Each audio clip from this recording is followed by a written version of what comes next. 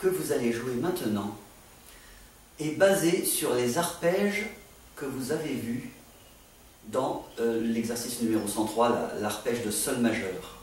Vous allez également voir des arpèges mineurs, mais ce qui compte, c'est que vous allez apprendre à bien garder les doigts à chaque fois que vous le pouvez, et vous allez avoir énormément de changements de cordes. Cette étude est assez jolie, est assez difficile aussi. Nous allons juste voir quelques points que vous aviez déjà vus il y a longtemps maintenant. Il s'agit, premièrement, du premier doigt qui va se poser en même temps sur deux cordes, parce que vous n'aurez pas le temps de le soulever pour le reposer sur l'autre corde juste après. Il s'agit de la mesure numéro 13 et de la mesure numéro 15.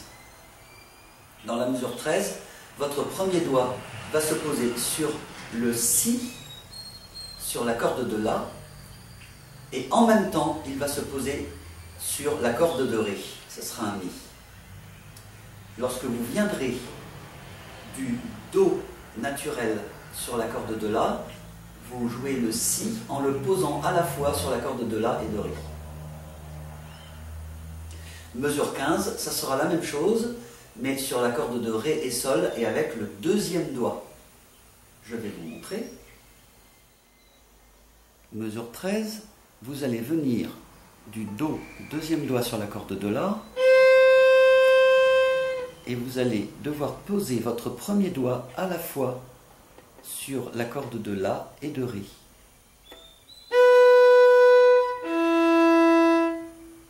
Je vous rappelle, posez plus du premier doigt sur la corde de La que sur la corde de Ré.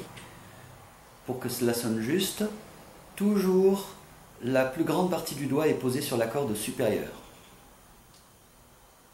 Je vous le remontre.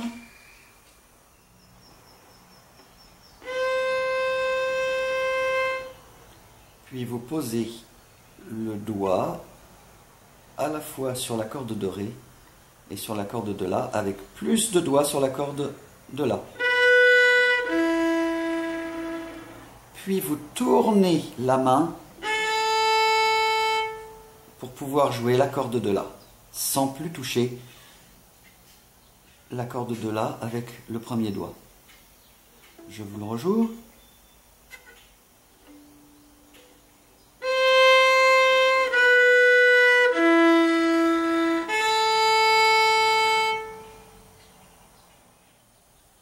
Pour la mesure 15, c'est le même système. Vous allez venir du Sol, troisième doigt, sur la corde de Ré. Puis vous allez préparer le deuxième doigt en le posant à la fois sur le Sol et le Ré, avec plus de doigts sur la corde de Ré que sur la corde de Sol. Puis vous tournez la main et le coude vers la droite pour pouvoir jouer le premier doigt que vous préparez à l'avance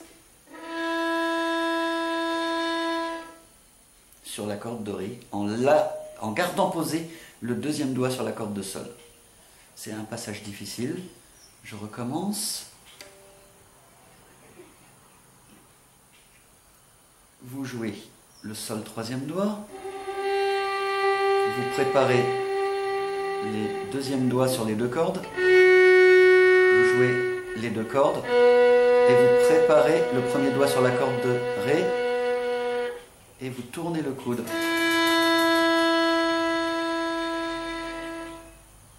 Vous tournez le coude pour être sûr de ne plus toucher. Vous voyez, là je touche la corde de Sol et de Ré, et là, ça y est, je ne touche que la corde de Sol. Je retouche les deux cordes, je ne touche plus que la corde de Sol. Vous n'avez pas le choix. C'est un des rares cas où vous devez bouger l'angle des doigts par rapport aux cordes. Donc, vous le faites. Voici une dernière fois. Sol, troisième doigt. Je prépare. Je prépare le premier doigt et je tourne le coude. Faites très attention quand vous posez le premier doigt, que vous le préparez, de ne pas le préparer trop bas. C'est une tendance que l'on peut quelquefois avoir. Donc vérifiez bien la justesse. La dernière difficulté, réelle difficulté de ce morceau sera mesure 18 et 19. Vous avez un Fa naturel à jouer sur la corde de Ré. Puis ensuite, vous avez un quatrième doigt Ré sur la corde de Sol. Il va vous falloir, si possible, le préparer à l'avance sans toucher la corde de Ré. Pour cela, vous allez devoir tourner le coude énormément vers la droite pendant que vous jouez le Fa. Je vous le montre. Vous tournez le coude énormément, vous posez le Ré à l'avance.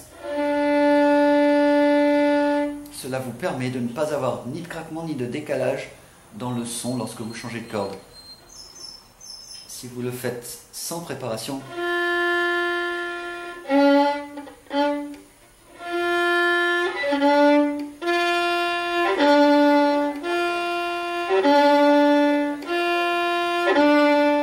vous entendez une sorte de craquement, de décalage.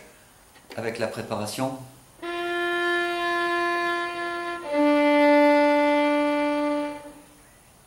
cela se passe en douceur. Le deuxième doigt posé, pendant que vous le jouez, vous tournez le coude au maximum et vous posez le quatrième doigt sans toucher la corde de Ré. Si vous n'y arrivez pas pour l'instant, laissez tomber, ça n'est pas grave. Ne jouez pas la corde de Ré à vide si possible, mais si vraiment vous n'y arrivez pas, jouez-la quand même à vide. Pourquoi de préférence ne pas jouer la corde de Ré à vide à cet endroit-là?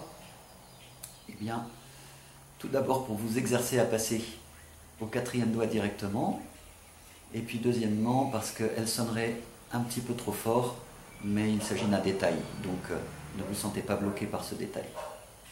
Détendez-vous, c'est ce qui compte le plus. Voici maintenant l'étude numéro 3, au tempo final auquel vous devez pouvoir le jouer.